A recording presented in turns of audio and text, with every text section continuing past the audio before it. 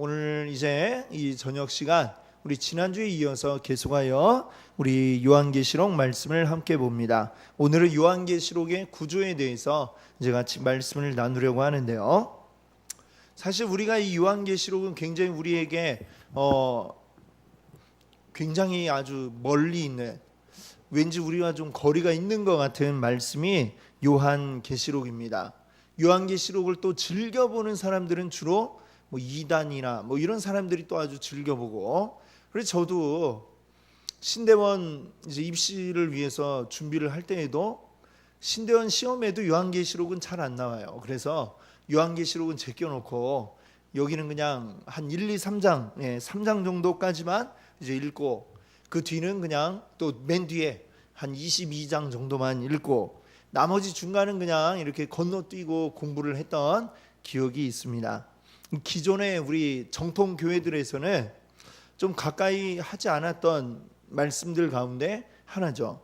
근데 오늘날 우리가 또 정통 교회들은 너무 이 말씀을 이제 좀 이야기를 안 하다 보니까 오히려 이단들이 즐겨 사용하고 이상하게 해석을 하고, 그래서 자기들의 입맛에 맞게 이거를 막 이렇게 각색을 하는 그런 것들이 많이 나타납니다. 그래서 이 요한계시록의 말씀을 우리가 꼭 좀 같이 살펴봐야 되겠다 이렇게 생각을 했습니다. 그래서 오늘 이제 또 우리 금요일 저녁에는 우리 함께 계속해서 또 이 계시록의 말씀들을 살펴보려고 이렇게 하고 있습니다. 지난주에 이제 처음에 말씀드린 것은 이 요한계시록은 소망의 책이다라는 것을 말씀을 드렸어요.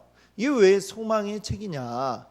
여러 가지 이제 이유가 있습니다. 이것들을 예전에 이제 학자들은 그 시대에 아주 박해받는 그러한 이 교회들을 향해서 소망을 가져라. 왜냐하면 이 요한계시록의 결론이 어떻게 나요? 주님께서 다시 오신다. 그리고 그 날에 우리가 영광을 누리게 될 것이다 라고 하는 것을 이야기하고 있습니다. 그래서 지금 박해 가운데 어려움 가운데 있는 자들을 향해서 우리 주님이 다시 오실 것을 믿고 소망을 가지고 힘을 내라 라는 그런 메시지를 주기 위해서 이 요한이 썼다. 사도 요한이 쓴 거죠. 예수님이 사랑하시던 그 가장 어렸던 제자, 그 사도 요한이 이제 썼는데, 근데 좀 오늘날에는 이거를 이제 해석을 좀 다르게 하는 학자들이 이제 있습니다. 그래서 이 시대, 지금 사도 요한이 이거를 딱 썼을 그때의 역사적 기록들을 이렇게 보면 박해에 대한 이제 기록이 없다는 얘기죠. 물론 그 이전에도 있었고 후에도 있었지만 그 무렵에는 뭔가 박해에 대한 이야기가 나오지 않더라라고 이제 역사적으로 그것들을 찾아내었고, 그러면 이때에 그렇다고 그러면 이것이 어떤 소망과 거리가 먼 문서냐, 박해가 없었던 것이냐? 실질적으로 이제 막 어떤 육신의 고통을 주는 박해는 없었을지라도 일상 가운데의 박해, 이 일상의 박해는 뭐냐면 이런 것이죠. 우리가 살아가는 현실 자체가 일상의 어떤 박해 가운데 있다라는 것이죠. 우리 기독교적으로 친화적인 그런 환경이 아니라 어떻게 보면 적대적인 환경 가운데, 이 시대에는 기본적으로 어떤 시대입니까? 로마 시대죠. 로마 시대에 가장 이제 우두머리는 로마 황제이고, 로마 황제를 이제 신과 같이 신격화해서 이 로마 제국을 이제 하나로 모으는 그러한 시도들이 이제 계속 쭉 이어져 오고 있었습니다. 그것으로 모든 로마의 넓은 그 제국을 하나로 이끌어가고 있었는데, 그러나 이 기독교인들은 항상 우리들은 뭐예요? 오직 유일신 여호와 하나님만을 신으로 인정하고 있는 것입니다.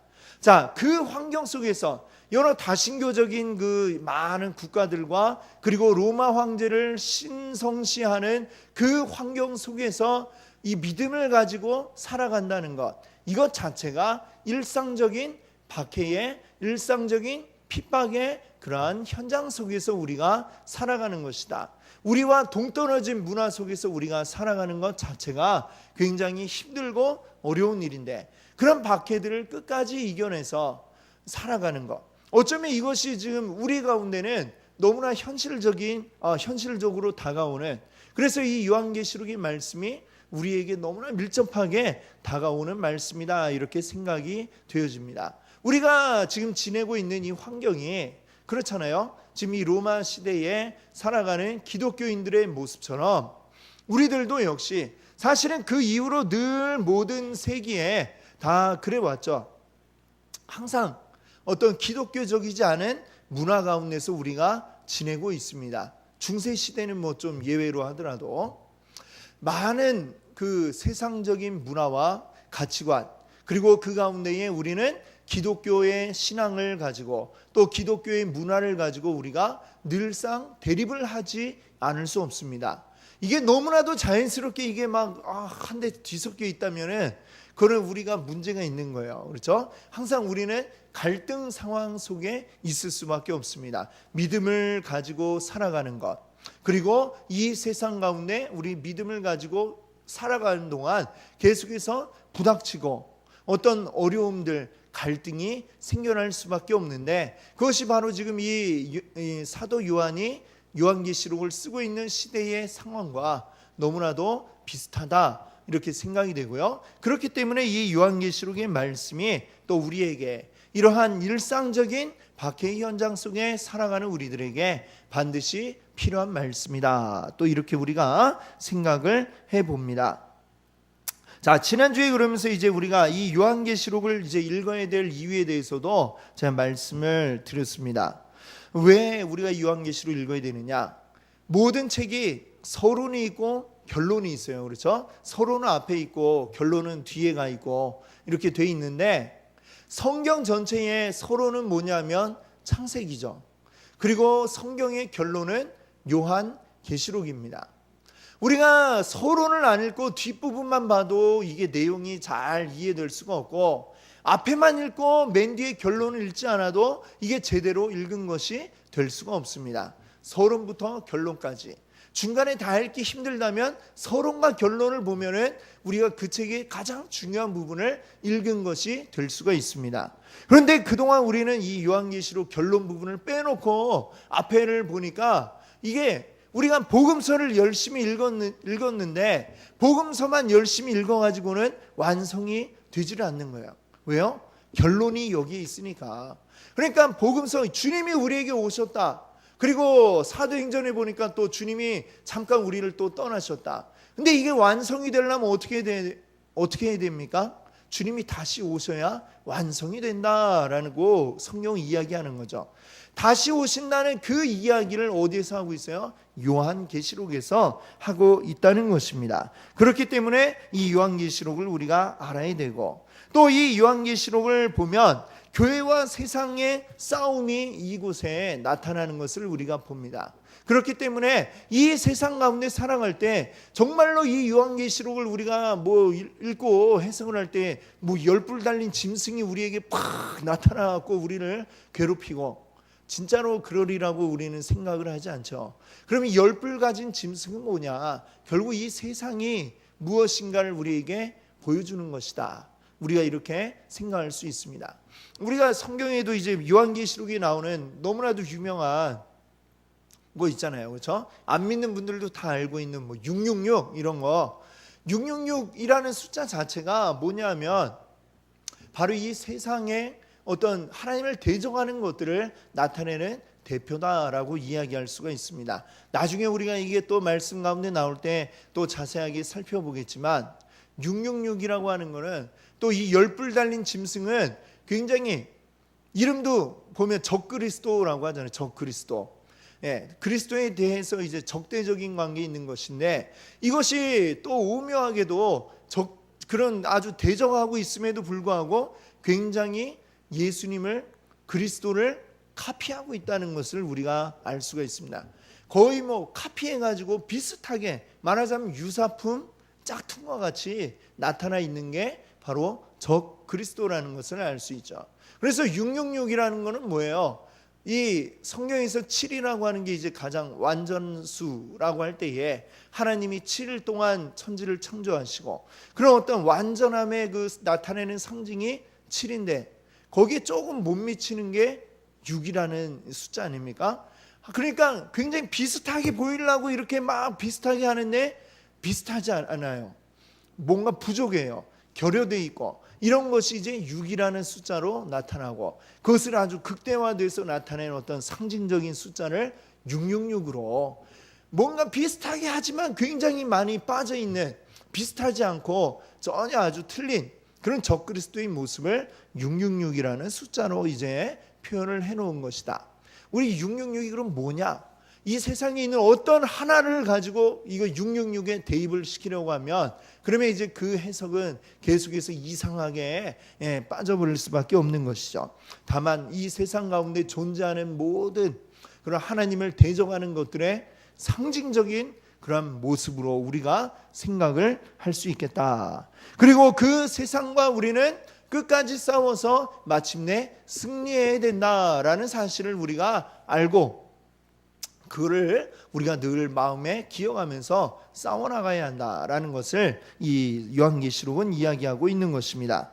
또 아까도 말씀드린 것처럼 이단들이 이 요한계시록을 굉장히 좋아해요. 왜냐하면 굉장히 어떤 상징적인 게 많이 나오고 세상에 없는 것들에 대해서 이렇게 묘사해 놓은 게 많으니까, 그럼 뭐 지들 마음대로 해석하기가 좋으니까 이렇게 저렇게 막 갖다 붙여가지고 지들 좋은 대로 하고 있습니다. 그런 것들이 너무나도 많이 나타나고 있고, 특별히 또 뭐 신천지, 우리가 잘 알고 있는 이 신천지 같은데, 지난주도 말씀드렸지만 맨날 우리 교회에다가 뭘 꼽아놓고 가고, 뭐 전에는 뭐 CD도 한 장 막 놓고 가고, 너무 헛소리라 가지고 제가 그냥 바로 그냥 찢어가지고 버리고 했습니다만, 거기에도 계속 막 맨날 얘기하는 게 기존 교회들의 정통적인 요한계시록 해석하는 거는 틀렸다, 그리고 자기네 해석이 맞다, 이런 식으로 계속해서 적어 놓았더라고요.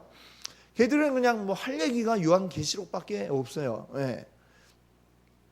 다른 데는 다 우리 눈으로 봐도 정확하게 뭐라고 얘기하는지 알 수 있으니까, 이거를 해석이 굉장히 많이 필요한 부분이 요한계시록이니까, 그걸 가지고 뭐라고 얘기해도 알 사람이 뭐 많지 않으니까 이 정통적인 해석이 틀렸다라고 하면서 이상한 이 논리도 아니고 그냥 하는 얘기예요. 그냥 논리도 없고 자기는 그냥 갖다가 쓰는 것입니다. 그냥 인용해 갖고 쓰는 거지 아무런 논리도 없고, 그거는 교회적이지도 않고 완전히 그냥 걔네 교주를 그냥 신성시하고 있는 그런 모습이기 때문에, 그것이 잘못된 건지 알기 위해서 우리가 제대로 된 해석이 무엇인가, 이거를 정확하게 알아야 우리가 이것들을 해석할 수 있겠다. 그래서 이 요한계시록 말씀을 드립니다.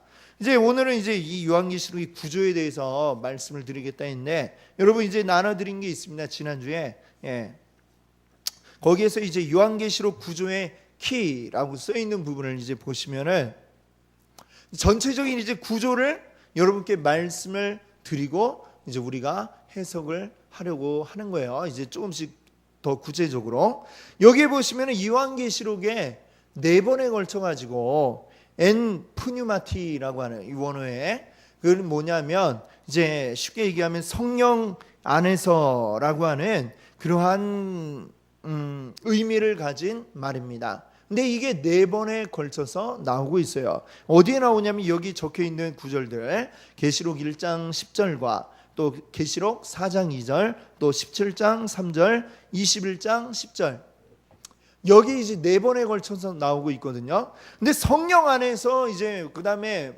뒤에 뭘 얘기하냐면, 성령 안에 이끌려 가지고 성령 안에서 이 사도 요한이 본 것들을 기록을 하고 있습니다. 그러니까 이 요한계시록 말씀은 지금 그러니까 이 말씀에 의해서 이 성령 안에서라는 말이 4번 나오는 것을 이제 기준으로 삼아 가지고, 그럼 이 요한이 크게 4가지의 이제 환상을 보고 그것을 적었구나라고 이렇게 우리가 생각을 해볼 수 있다는 것이죠. 그래서 요한계시록 1장 10절에 보면 뭐라고 그랬어요? 주의 날에 내가 성령에 감동되어 내 뒤에서 나는 나팔 소리 같은 큰 음성을 들으니, 여기는 이제 성령에 감동되어라고 이렇게 해석이 되어 있지만 이제 같은 말이 쓰여 있는 겁니다. 또 계시록 4장 2절에도 보면 내가 곧 성령에 감동되었더니 하면서 이제 또 뒤에 이제 쭉 말이 나오죠. 17장 3절도 보니까 곧 성령으로 나를 데리고 광야로 가니라. 성령님이 이제 사도 요한을 또 끌고 광야로 가서 뭔가 보여주는 게 이 17장 3절 이하에 나오고 있죠. 마지막으로 21장에 보니까 또 뭐라 그래요? 성령으로 나를 데리고 크고 높은 산으로 올라가 하면서 이제 그가 본 것이 거기에 또 나옵니다. 성령이 이렇게 사도 요한을 끌고 다니면서 이제 보여주는 것들이 크게 4번에 걸쳐서 나와 있고 기록이 되어 있다라는 것이죠. 그럼 요거를 가지고 우리가 이 요한계시록의 말씀을 크게 4가지로 이제 구분을 한다라는 것이에요. 그러면 첫 번째 본 거는 뭐냐? 1장 이제 9절부터 보면 이제 나오는 첫 번째 큰 덩어리라고 이제 우리가 생각해 봅시다. 여기에는 이제 무슨 얘기가 나오냐면 소아시아의 7교회에 대한 이야기가 여기에 나오고 있습니다. 그러니까 이거는 크게 얘기하면 이제 뭐에 대한 얘기예요? 교회에 대한 얘기다라고 그 밑에 이제 본 표에다가 제가 적어 놓았죠.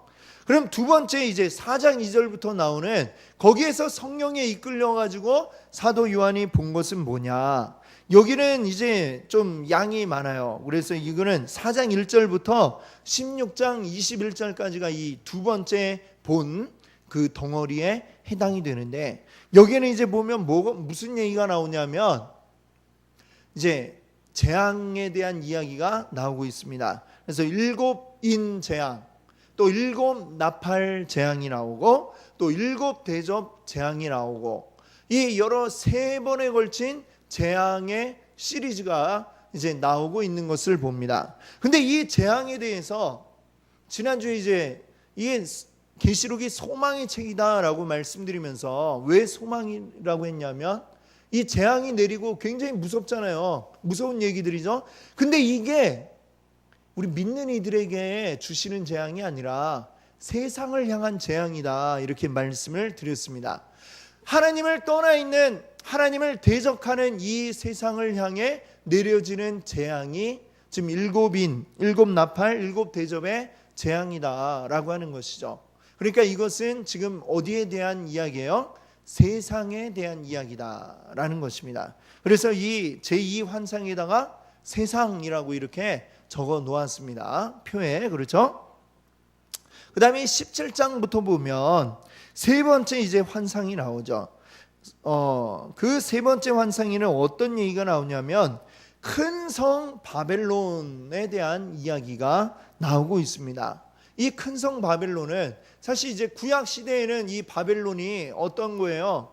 뭐 그 구약 시대에서는 가장 크고 힘이 있었던 나라가 바벨론이고 그 선지서나 이런 데에도 바벨론에 대한 어떤 예언들이 많이 나오고 있습니다.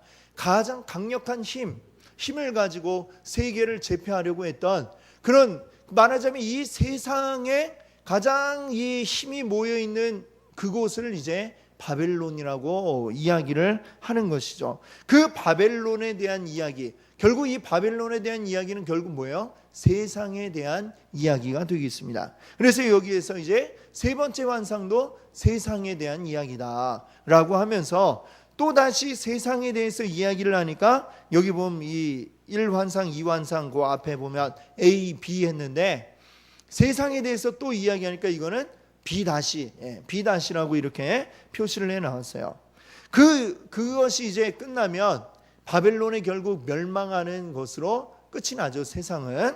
그 다음에는 그럼 세상 끝이 나고 그 다음 무슨 이야기가 나오냐면 네 번째 이제 환상은 네 번째 이 덩어리는 교회에 대한 이야기를 다시 하는 겁니다. 그것은 뭐냐?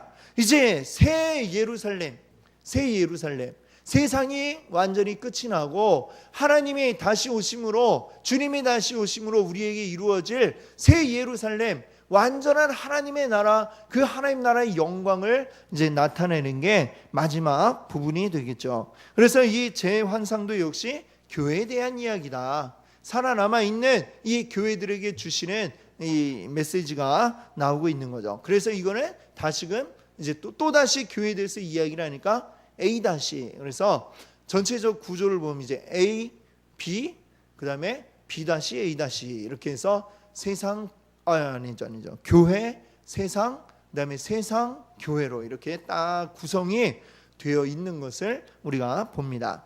그러면 이제 그 뒤에 있는 것을 보면 뒷면을 이제 보시면 다시 이제 요한계시록의 구조에 대해서 이야기를 했잖아요. 요거에 이제 앞에서 이야기한 이제 크게 이제 네 덩어리로 이제 나누었는데 그것을 이제 조금 더 이제 장별로 이제 쪼개 보면 이런 거예요. 1장에서는 이제 어떻습니까? 서론적인 이야기가 이 내가 사도 요한이 이제 내 이 이야기를 쓰고 있다라는 이런 이야기를 하고 있죠. 그다음에 2장과 3장에서는 7교회 소아시아의 7교회들에게 이제 쓰고 있는 이야기입니다. 소아시아의 7교회들 뭐 에베소 교회 또 서머나 교회 두아디라 뭐 이런 7교회들에 대해서 어떤 교회는 칭찬을 하기도 하고 또 어떤 교회는 책망하기도 하고 그러나 우리가 알아야 될 것은 책망했다고 이게 정말 아주 그냥 썩어 빠진 그냥 갖다 버려야 될 뭐 그런 교회냐 그렇지는 않고 그렇게 보기보다도 사실은 이 교회들이 처해 있는 상황이 다 비슷하고 이 7교회는 세상 가운데 있는 교회들의 전체의 모습을 이제 상징하는 것입니다. 이 교회들의 모습들을 이제 상징해서 보여주는데 좀 이제 계속 욕먹은 교회들은 보면 7교회 가운데 욕먹은 교회는 좀 큰 규모가 큰 교회들이 이제 욕을 먹고 그랬어요. 그럼 칭찬만 들은 교회가 또 있어요. 그런 데는 어디냐면은 그런 데는 작은 교회입니다. 작고 힘이 약하고 이런 교회들은 좀 칭찬을 해주고 큰 데는 지금도 그렇잖아요. 큰 교회들은 욕을 많이 먹잖아요. 그렇죠? 예, 큰 교회가 나름대로 그렇다고 해서 큰 교회가 없어져야 되느냐? 큰 교회가 또 다 뭐 우리 한국 교회 가운데서 나름대로의 또 해야 할 역할이 있고 큰 교회가 감당해야 될 역할이 있고 그리고 작은 교회들이 또 감당해야 될 역할들이 있죠. 근데 작은 교회는 우리처럼 작은 교회들은 아무래도 또 힘이 들고 그러니까 거의 이 7교회들 가운데서도 작은 교회들을 향해서는 사도 요한이 칭찬을 합니다. 칭찬을 계속 해주고 격려해주고 잘 끝까지 버텨라 하면서 이제 칭찬을 해주고 있습니다. 예, 그런 모습들 이제 우리가 볼 수가 있고 그 다음에 이제 4장 5장에 와서는 무슨 내용이냐면요. 하늘나라 보좌에 대한 그 이야기가 나오고 있어요. 하늘나라 보좌. 사도 요한이 이제 하늘나라 보좌에 올라갔어요. 올라갔더니 저 한가운데 그 엄청난 위엄의 그 보좌가 있고 그 하늘나라 천국 보좌의 그 옆에 막 이제 둘러서 있는 웅장하고 위엄에 가득 찬 이 모습들을 이제 보는 겁니다. 그 이야기가 4장과 5장에 걸쳐서 나오고 있어요. 근데 이제 그 이야기가 나오면서 그 다음에 이제 어떻게 이어지냐면 하늘 그 보좌에서 이제 이야기가 나오는 겁니다. 이제 7인 천사들에게 명해서 7인을 가지고 가서 저 세상에 이 재앙을 내려라 라는 이야기가 나오기 시작을 하는 거예요. 그래가지고 이제 7인이 나오고 이제 7인 그 다음에 7나팔 7대접 요거의 이제 관계에 대해서 또 여기 가면은 좀 더 자세하게 나중에 알려드리도록 하겠습니다. 계속 기대를 가지고 보시고 그러나 세상 가운데 재앙이 내리는데 보니까 여기서 동그라미 이 표에서 동그라미 원으로 돼 있는 거는 재앙이에요. 재앙. 그런데 마름모 얘기가 하나씩 껴 있잖아요. 마름모가 그렇죠? 마름모는 뭐냐면 교회입니다. 교회. 자, 세상 가운데 재앙이 이제 막 쏟아지고 내리고 하는데 그 가운데 교회에 대한 이야기가 나와요. 교회에 대해서 그럼 뭐냐? 이 교회의 안전에 대해서 이 세상 가운데 지금 재앙이 쏟아지고 있지만 그 가운데도 하나님의 교회를 하나님이 지키신다라는 것을 보여주고 있는 것입니다. 그래서 7장에서는 교회의 안전 이것이 6장의 7인 또 8장 9장의 7나팔 사이에 이 교회 안전에 대한 이야기가 나와 있고 그리고 7나팔과 7대접 사이에는 이제 교회의 사명에 대한 이야기 그리고 이 교회가 이제 전투하는 이런 이야기들이 중간에 들어가 있는 것을 봅니다. 그러니까 이 재앙들 사이에 교회에 대한 이야기가 들어가 있고 포함이 되어 있고 그 가운데 어떻게 버티고 또 싸워야 할 것인지에 대해서 이야기를 하고 있는 것이죠.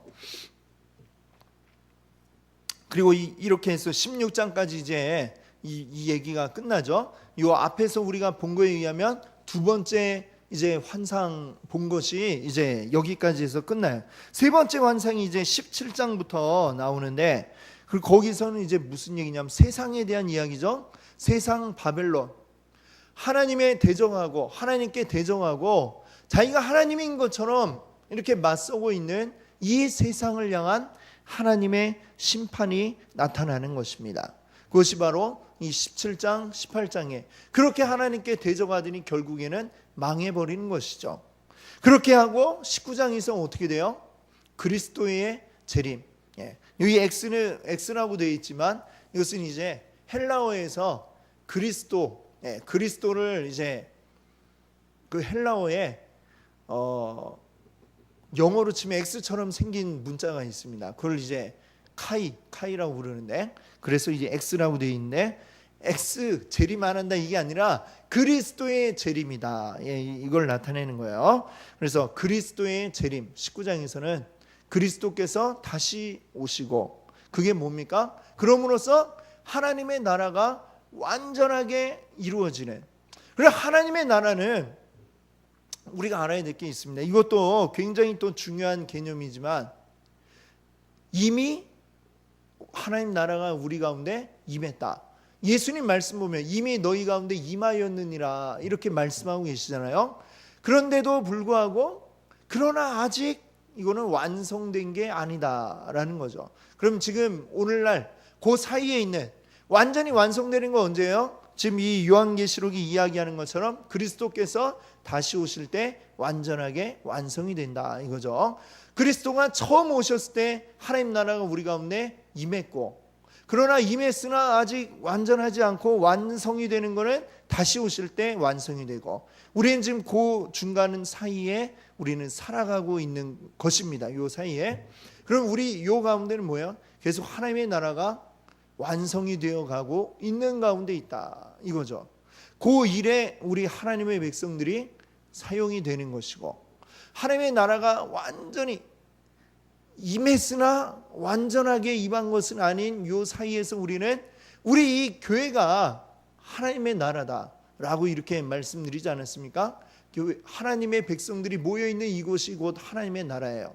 그런 이것이 계속해서 완전하게 주님 다시 오실 때 완전히 이루어질 때까지는 우리는 계속해서 더 많은 이들이 하나님을 믿게 되고 이 하나님 나라의 영역이 확장되어져 가고 하나님 나라가 뭡니까? 하나님이 통치하시는 나라가 하나님의 나라죠. 우리가 모였으면 이곳에 하나님이 왕이 되시면 이곳이 하나님의 나라예요. 내가 가 있는 그 어디라도 하나님의 나라가 될 수 있죠. 우리가 이 하나님 나라가 계속해서 확장되어 나가도록 우리가 해 나가야 되는 것이죠. 그렇게 해서 마침내 주님이 다시 오실 그날에는 완전하게 이 세상의 모든 하나님을 대적하던 것들이 심판을 받게 되고 그리고 하나님이 완전하게 통치하시는 하나님의 나라가 이루어진다라는 것으로 이제 그렇게 해서 마지막에는 새 예루살렘 그때는 완전히 이전 것은 지나갔으니 보라 새 것이 되었도다 이렇게 말씀이 이야기하지 않습니까? 그것을 이제 쭉 이야기해 오고 있습니다. 그러니까 이 요한계시록을 이제 전체가 어떻게 됐는지 이것만 보시면 쫙 한눈에 아실 수 있겠죠. 더 자세한 것은 이제 세세하게 자세한 건 이제 우리가 앞으로 또 보겠지만 이렇게 이 요한계시록의 내용이 구성이 되어 있다. 이걸 우리가 기억이 되겠습니다. 그러면서 맨 마지막에 요한계시록 마지막에 뭐라고 해요? 아멘 주 예수여 오시옵소서라고 하면서 이제 끝이 나잖아요. 그렇죠? 결국 우리 그리스도인들이 바랄 것은 무엇입니까? 이 땅 가운데 우리는 항상 아직 하나님 나라가 완성되지 않았기 때문에 계속해서 우리에게 고통도 있고 슬픔이 있고 핍박과 박해가 있을 수밖에 없는 게 이것은 당연한 것이다. 우리에게 이야기합니다. 그러나 그것을 참고 견뎌라. 참고 견디고 언젠가 우리 주님이 다시 오실 그날 이 하나님의 나라는 완전하게 우리에게 이루어질 것이다. 라고 우리에게 말씀하고 있습니다. 그것을 바라는 이 백성들에게 우리 뭐라고 얘기해요? 아멘 주 예수여 오시옵소서. 우리가 가져야 될 신앙이 바로 그것이라는 거죠.